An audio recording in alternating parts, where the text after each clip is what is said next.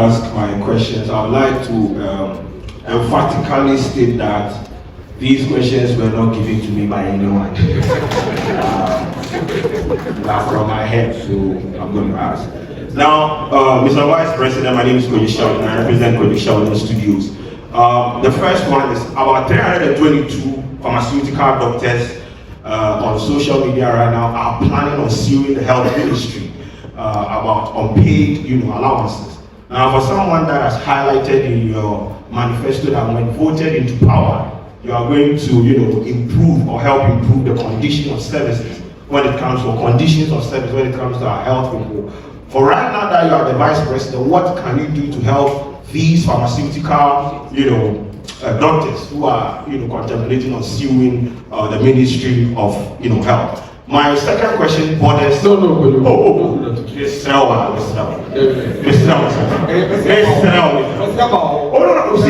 question is one question.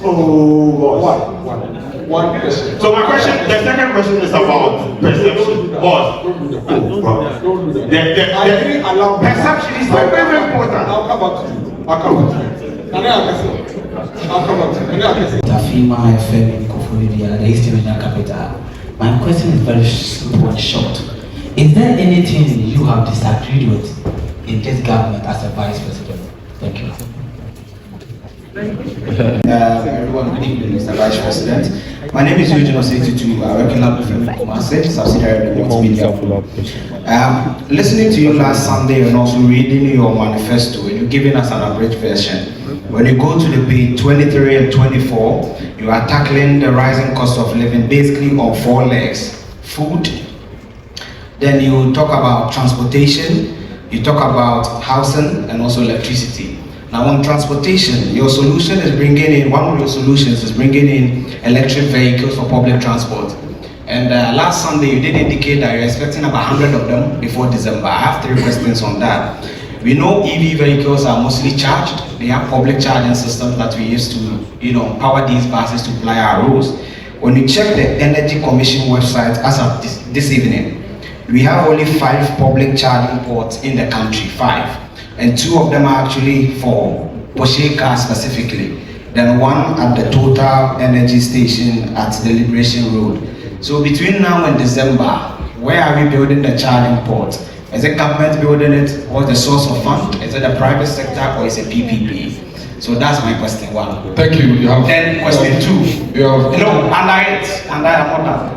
No, is it directly related to EV? Yes, it's the EV. Let's do it to that and make it short. Okay, so still on the EV, we know that most of these charging points for green mobility innovations, they must be powered with green energy. So are we already adding on to our energy mix, which is the brown, making it counterproductive, or we build dedicated solar panels for these charging points? Thank you. Okay, thank you. So I think we'll go to this side before we... For the opportunity. I was listening to you respond to some of the questions earlier, and one of my questions was touched on, so I guess I'll move on to the next one. But just to piggyback off job creation, one of the major aspects of job creation under the MPP is the NACO program. And quite recently, you would recall said that they were threatening to go on a demonstration because they were owed 9 months arrears. Now, even Heal Ghana, and this is something I followed keenly, so I've had conversations with them. Heal Ghana, even before the 9 months, were owed 7 months. And so if you combine the two, they're complaining that they haven't been paid 16 months arrears, and that's a major problem. What do you intend to do about it? And if I can quickly, this was just a piggyback. No, so let me have one question. If I could just so that Fiaco can come, I'll come back to you. Okay. If there's the opportunity. Thank you, Fiaco. The opportunity. Mr. Vice President, so throughout your campaign, I have noticed that you've been talking about job creation and support for businesses. I've also taken the page to read all the 260-page manifesto that you launched a week ago. And I see that the golden thread in that manifesto is also the creation of jobs. But the young people in Ghana are asking, really, where would they find themselves in that manifesto? How are you going to create jobs for the young people of this country? Thank you. Thank you, Obafos. I think at this point, His Excellency will take the question. Of questions. The first question by the Vice President of the GJA was on commitment to media freedom. And I think that commitment is very absolute. I think the press people have fought and have lost their lives even to get press freedom or media freedom in this country. A lot of the times we take it for granted, but I think that media freedom is so pivotal to the whole democratic exercise that we are embarked on. If you don't have media freedom, you have a difficulty. I mean, the lack of media freedom is a characteristic of societies which are more dictatorial. And I think one of the things about Ghana that everybody who comes here really appreciates is the freedom of the media. We talk a lot on radio, TV all day. And so I'm very committed to this because I'm inherently someone who is very committed to democracy. And I don't think that anyone should attack a member of the press for doing their job. And so we will totally be against that and ask all our supporters to refrain absolutely from doing that, because that undermines the very democracy that we are doing. So I think that one is clear. The issue of state-owned media, I am not aware that anything of that nature has come to cabinet, but should it come, there has to be a justification for it. We will await any such thing that will come. I'm not aware that there's a proposal to sell the state-owned media. But if it comes, it has to be justified, and of course a big decision like that will have to be undertaken with a lot of consultation of stakeholders. The third question is about what the former president supposed to have said about me being an economic messiah, supposedly, who has failed. Sometimes I get a little surprised and amazed the former president when he talks about economic mismanagement, because he should know his own record. I mean, we don't all have short memories. We really don't all have short memories. His record in economic management, what he left us with in 2016 was an abysmal record. It's just an abysmal record. We had endured doomsday for 4 years with all the destruction of industry and livelihoods that happened. People died because of doomsday. Hospitals. The National Health Service was virtually collapsed. Remember, we are basically back to a cash and carry system. The National Ambulance Service was virtually dead. We had maybe about 37 ambulances for the whole country. Unemployment as a result was very high. Agriculture, GDP growth had declined to 3.4%. 3.4%. Agricultural growth had declined to 2.9%. Of course, industry growth had collapsed because of doomsday.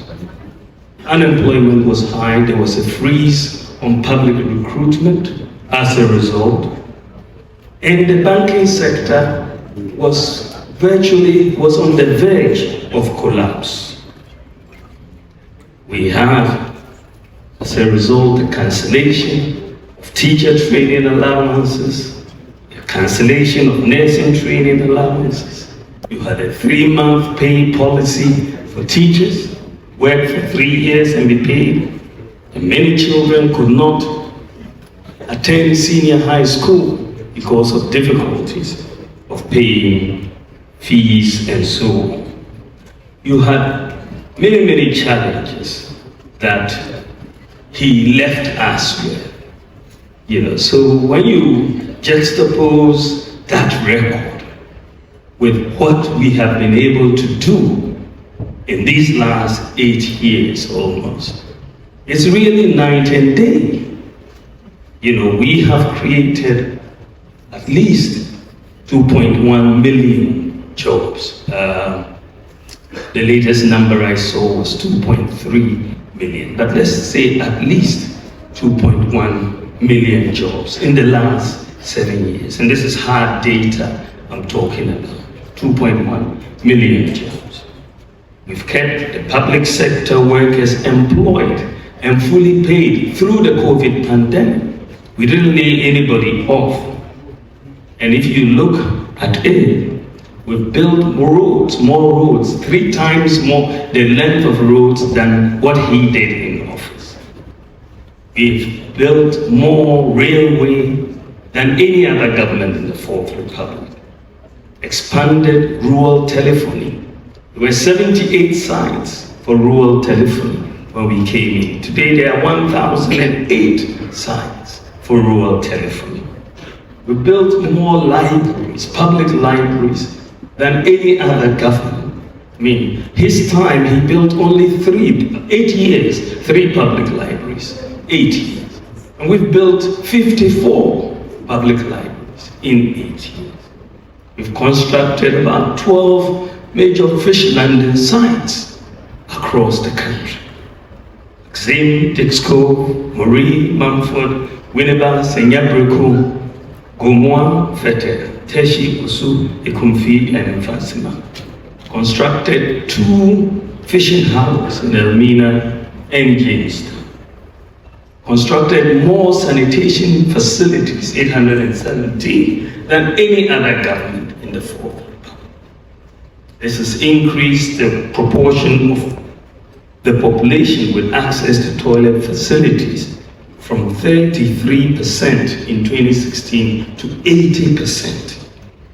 And 5,400 communities have been declared open defecation free. Built more sports facilities in Ghana than any other government in the Fourth Republic. Whether you're talking about Boteman, the University of Ghana, and so on.